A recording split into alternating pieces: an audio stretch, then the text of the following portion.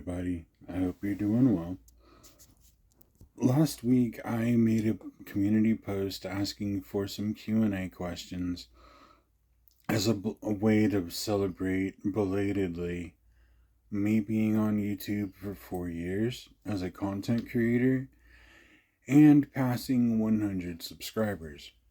When I started filming videos, I never thought I would get this far or have this many people that would even pay any attention to what I was doing. I started this channel as a way to kind of get involved in the community in a deeper level, and I honestly have. I would like to thank everybody that has taken a moment to view, to comment, to share my videos that I've made over the years. Even if there really weren't that many videos made there for a while, I was always thinking of you and trying to get over the creative block that kept me from creating. I asked for questions and several of you did come through. The first two are from NytewindFae. She asked first where I see the world in the next 5 to 10 years, more magical or mundane. The world as a greater whole is always going to be more mundane than anything. It has its patterns and it has to act in those patterns.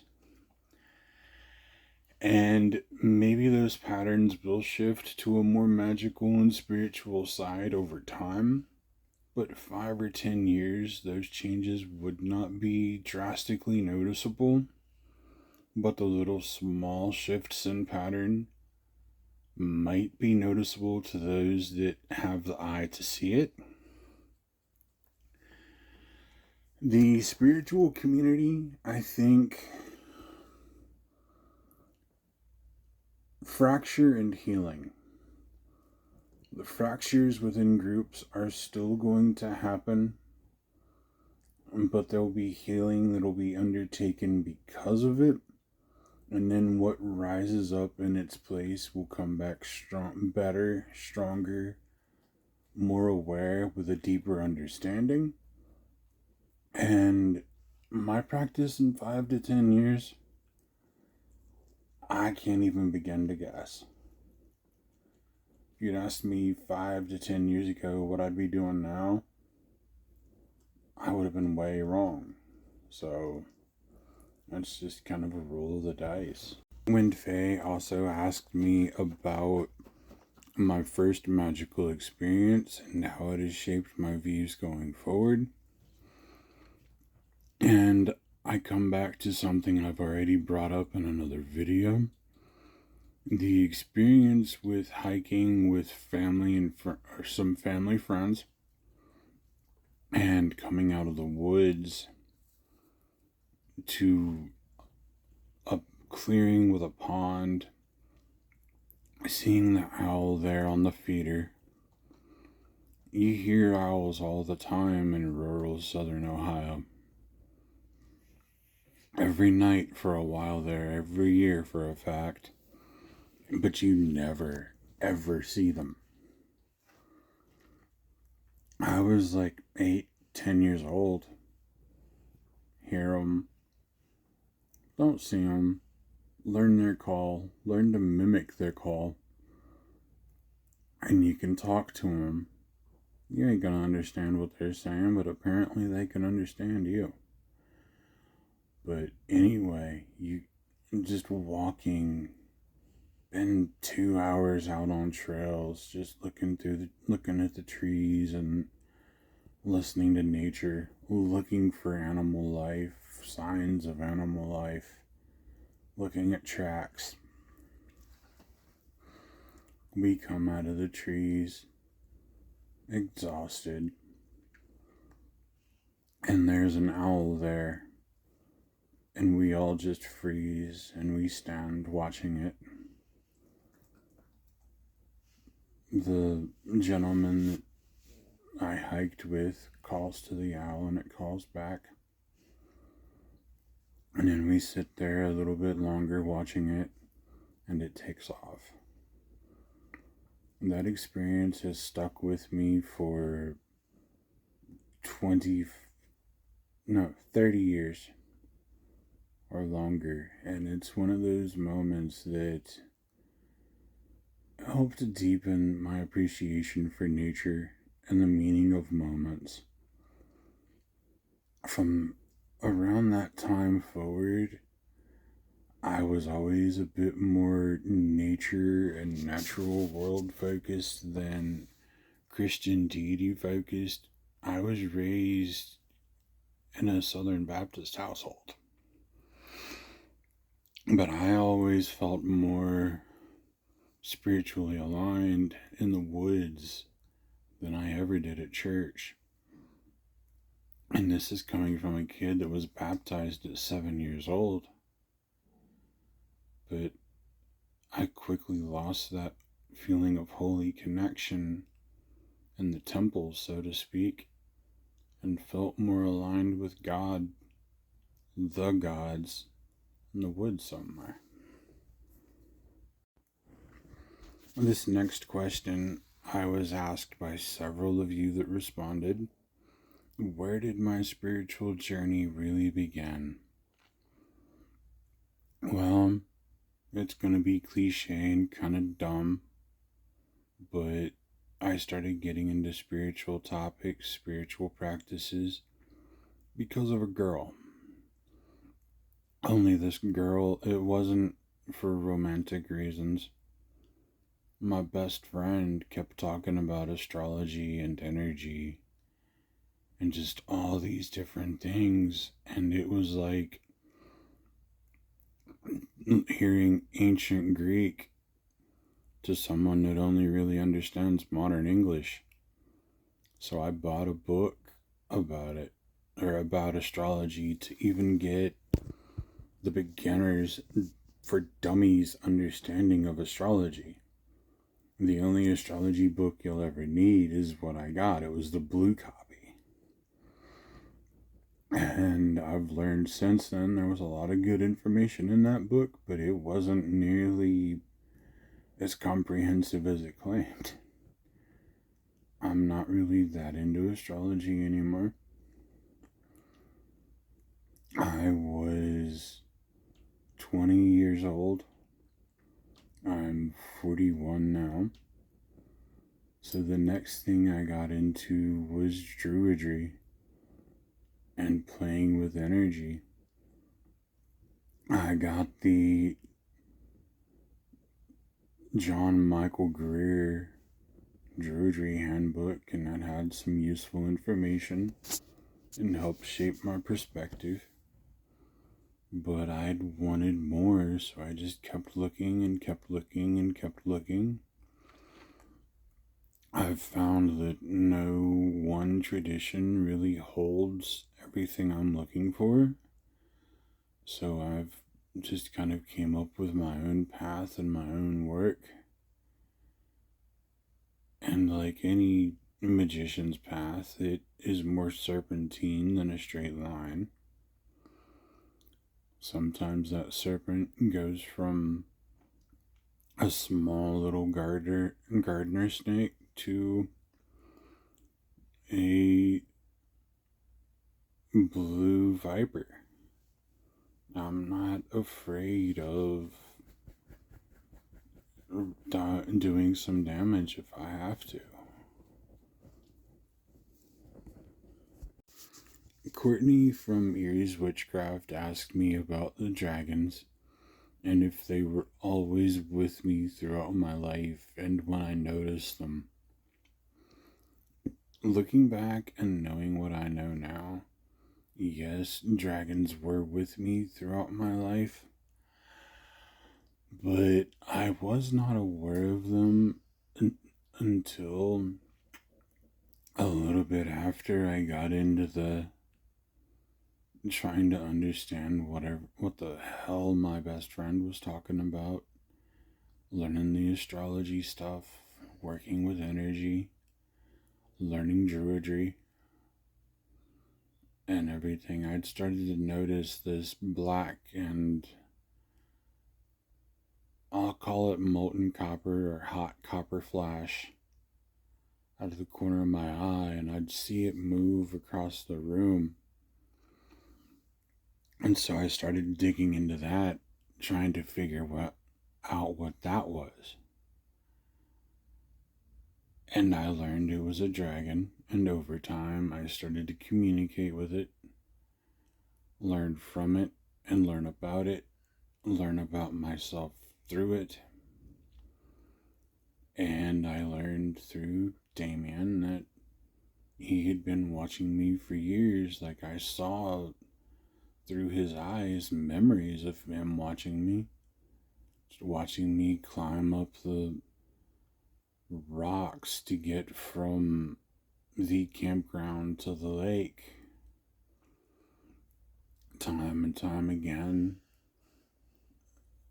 leaves falling out of the trees and littering the trails, the roads, the rocks, everything. And just him watching, protecting. Maybe little nudges here and there to guide me. Not sure I want to know, but I know my path I was kind of nudged into by several different things.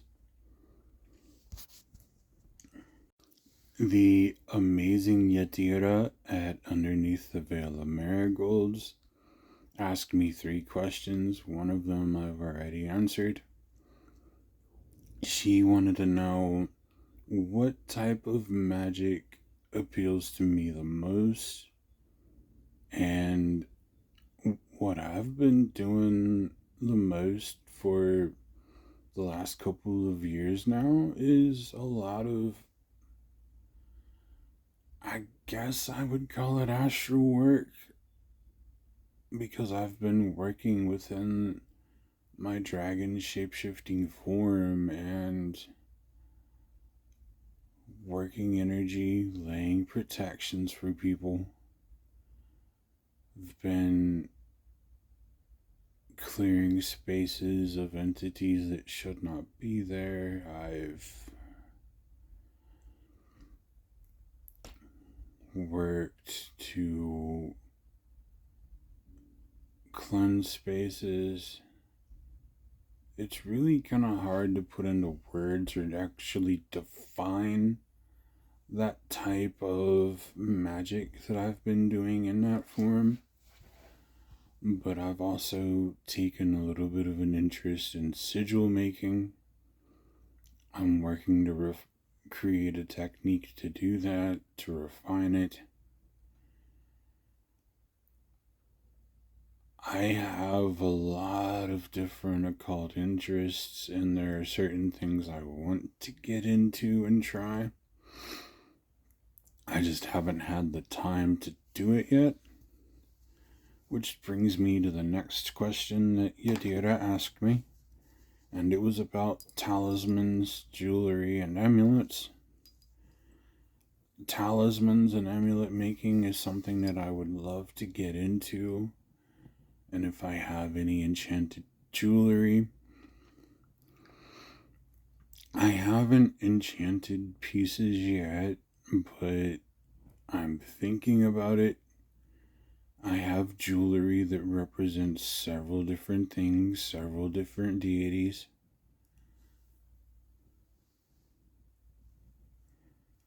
This claw necklace, it's metal, but it represents the Morrigan for the ferocity and strength that she holds, the sovereign power she holds.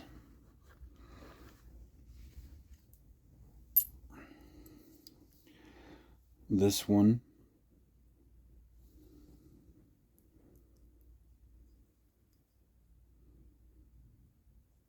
dragons, self-explanatory for me, and a hagstone. Odin, seeing, vision, sight. I also have on a Mjolnir that connects me to Thor. Reminds me of strength and power. and that there are certain situations that call for certain amounts of power, but not every situation calls for a hammer. A well-chosen word or a well-placed word or silence can be just as strong. So no, I haven't gotten into talismanic creation or amulet creation just yet, but it is something that intrigues me and maybe something I touch on in the future. I have done like effigy work in the past, but it's not something I've done in a while, which is something that I know that Yadira specifically works with. If you watch me and you have not checked her out, do yourself a favor and do so. Yadira puts out amazing work. She is a badass. These next several questions come to me from Amber at Phsychopomp of the Void. And as always, they're fucking thought-provoking and will probably eat up some time and thought. She asked how cemetery magic plays into the work that I do, how cemetery magic plays into the magic. Cemetery magic does and does not play into some of the work that I undertake.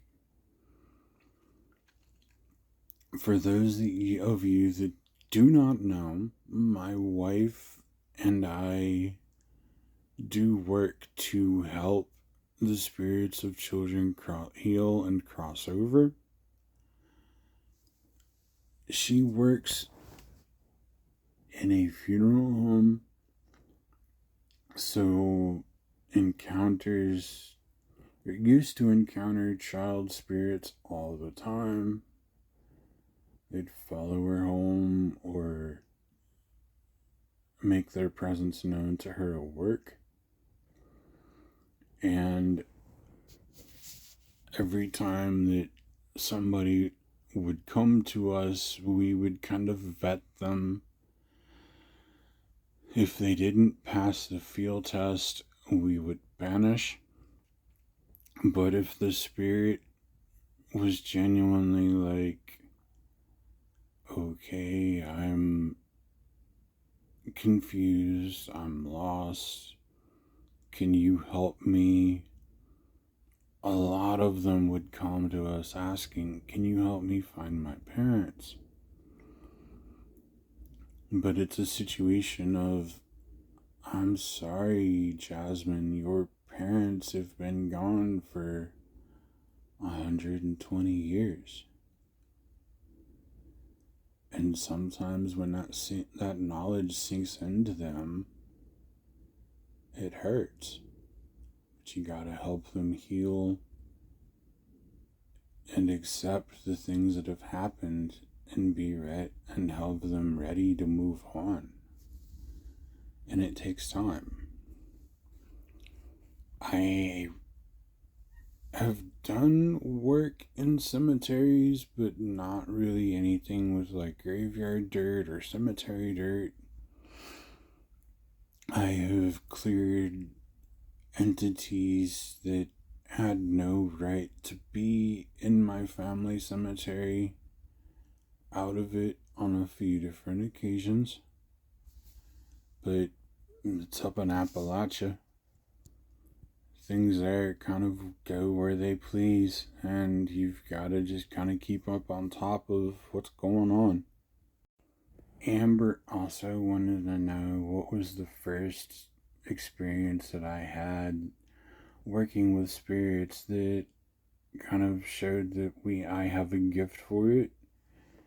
And this one is probably the only question in the whole Q&A that I'm not really going to give an answer for in a public forum. It is a personal and private matter. and it's not something that I can say or not say because it's not my story to tell. I do apologize for that, but I will not really go deeper to protect privacy. Amber did also ask me about my favorite plant and tree spirits, allies, and what I like to work with the most. Tree spirits, it's gotta be the oak tree. Powerful, strong, rooted deep, old, giant, solid. There's a slow energy in trees. They think over decades and not minutes, not just a small number of years, but in 10s and 20s, 30s. And it helps get that bigger and longer perspective. So I'm definitely more attuned to working with the oak. Plant spirits really haven't called out to me to work with them. Or maybe they have and I just haven't heard it. How many shape-shifting forms do you have? You've got the bear, the wolf, the dragon, the raven. So I've got 4 that at least come to mind quickly. And I've known of the bear, the dragon, the wolf for a long time. The raven I've been able to assume the form of for the last couple of years. I have mentioned or touched on my NDE a few times, and Amber wants to know if I've met any of my deities, ancestors, or allies during that NDE, and yes, I did, and I had conversations with a few of them. The Morrigan and Odin,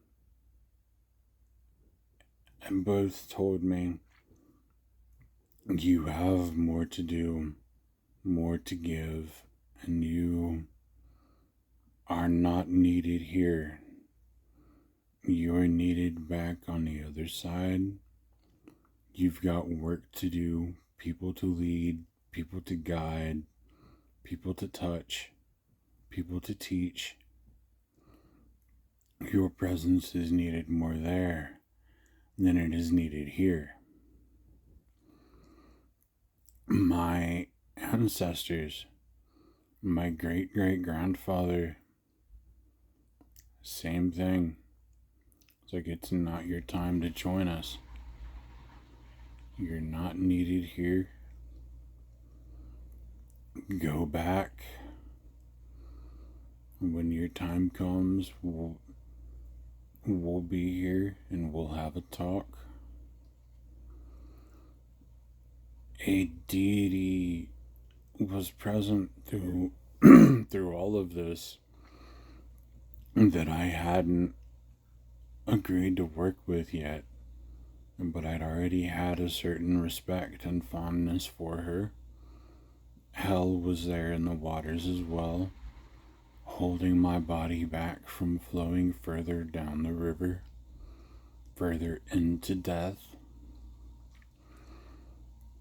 And she echoed Odin and Morrigan and Thor and George.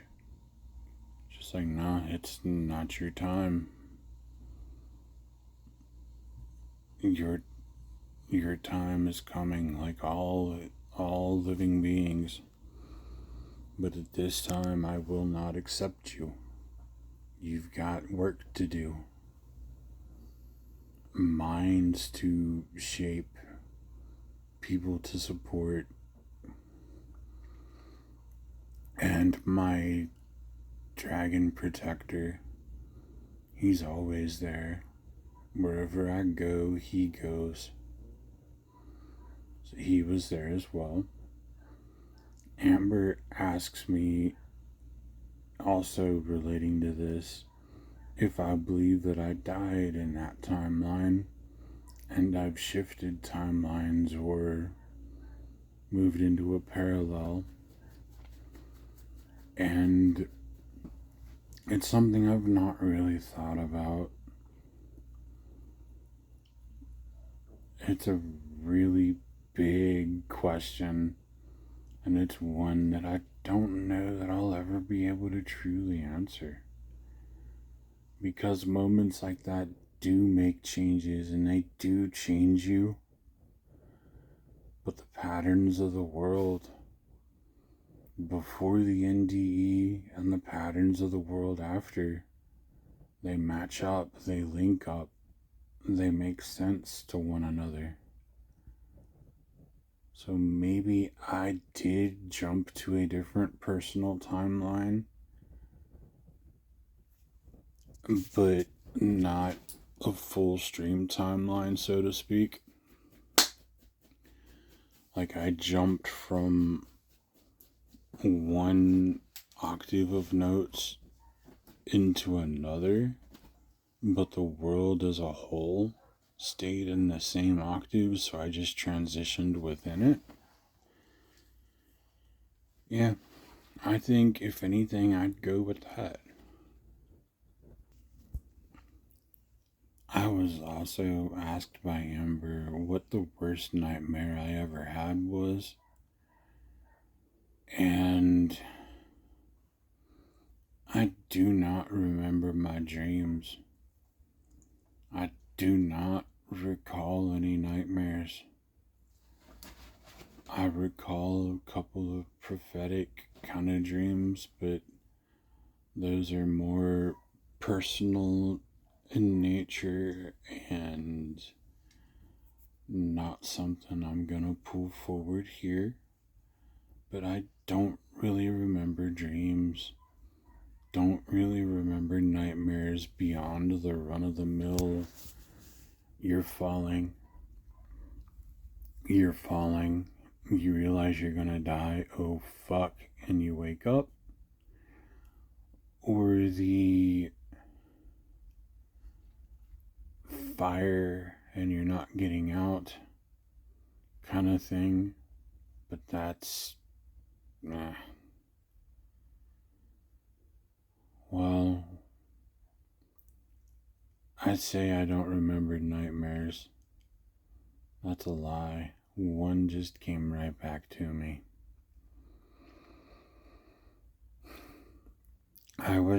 It's winter in southern Ohio. A lot of snow on the ground. I'm visiting a friend. We've been drinking a little bit and just being stupid, early 20s. You know how that goes. And I'm crashing on the couch that night. I'm asleep fairly deeply. Then I feel like something's sitting on my legs. And in my dream transitions, I'm on top of what may be a Mayan or Aztec temple, flat top pyramid, and there's surgery being conducted on me. I was meant to be a sacrifice, but these strange alien figures were cutting into me, and I can't move in my dream or in my sleep. My friend said that they saw something over me, so I don't know if that was a nightmare or an actual experience of a past timeline self.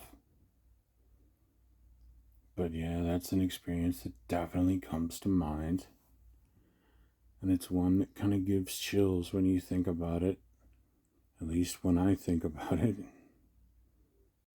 Amber also wanted to know how I stay so calm and grounded in the collective chaos.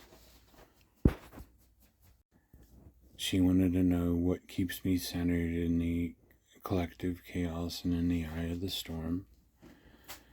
A lot of that I attribute to my father. He was just a very calm and even man.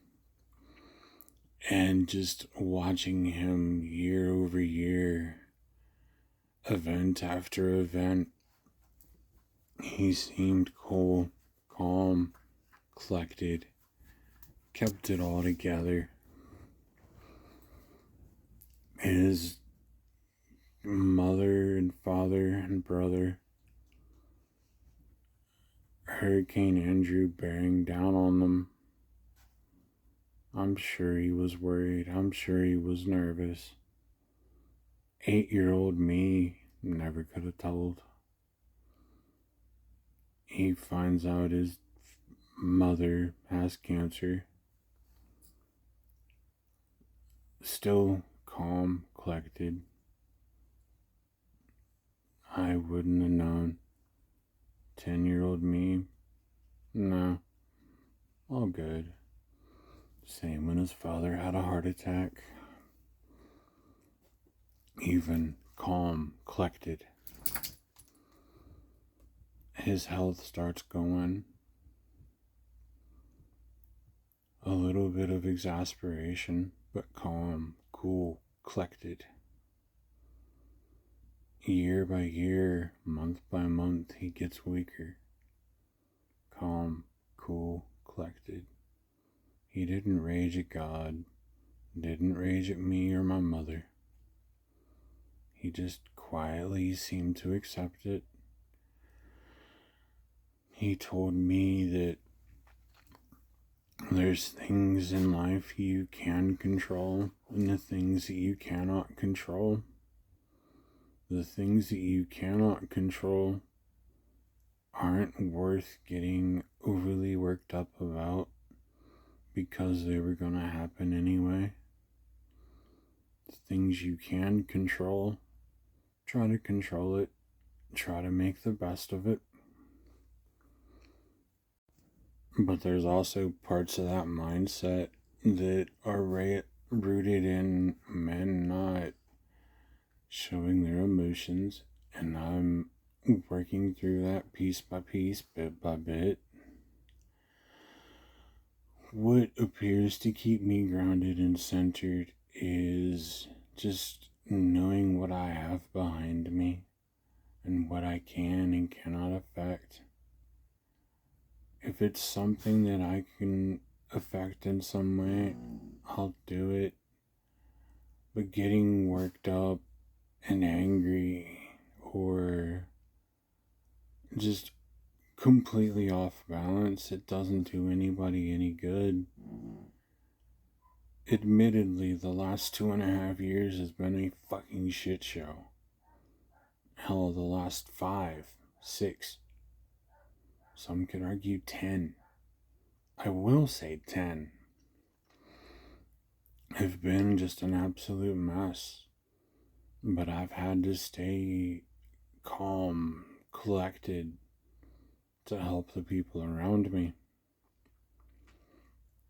To support my wife and children who are all part of the LGBTQ plus community.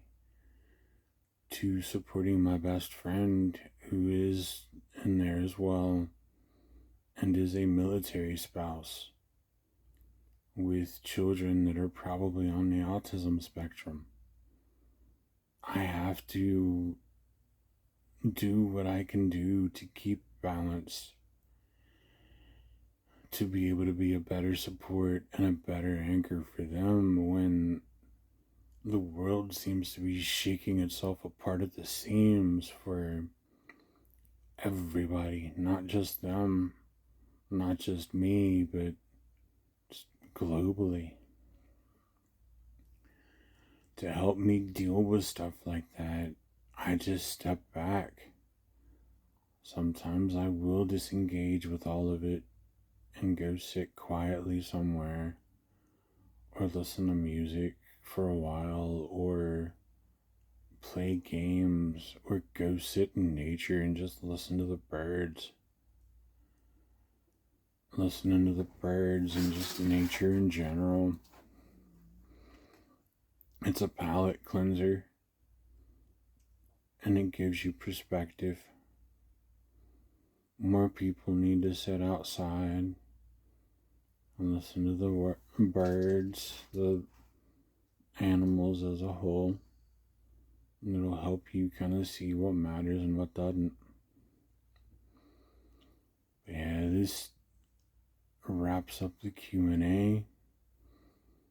I would like to thank NytewindFae, Yadira at Underneath the Veil of Marigolds, the amazing Cortney at Eries Witchcraft, and Amber at Phsychopomp of the Void for her deep, thought-provoking questions. I will provide links to the three that I know provide YouTube content. I would love it if you go check them out. Cortney is an unlooked at gem in the community, but more on the left-hand path. But she's a deep font of wisdom, needs to be more known. Go show her some love. And Amber, well, you've heard me enough just gushing about how brilliant she is. Go check her out. Go check out Yadira. I'd like to thank everybody that's watched my videos, taken the time to comment, shared, or just interacted with me throughout all the different lives I've been in over being in this community since YouTube really started. Thank you guys. On to the next one.